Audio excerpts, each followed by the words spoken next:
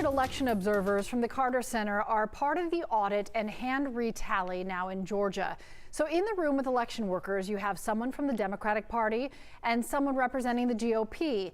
And in about 30 counties, the largest in Georgia, there is also a nonpartisan observer from the Carter Center.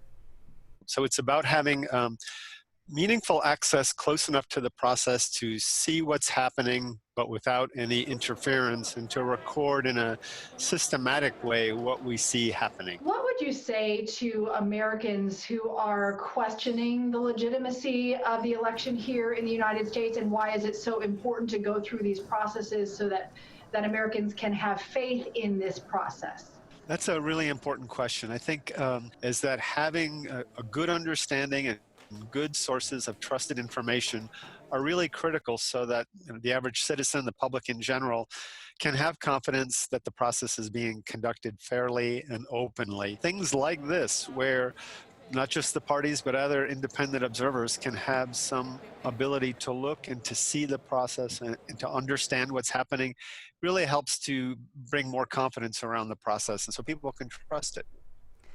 The Carter Center has been working to protect election security and democracy around the world since 1989. Yet this effort in Georgia is a first for their involvement in the United States. We'll talk much more about that coming up for you at 6.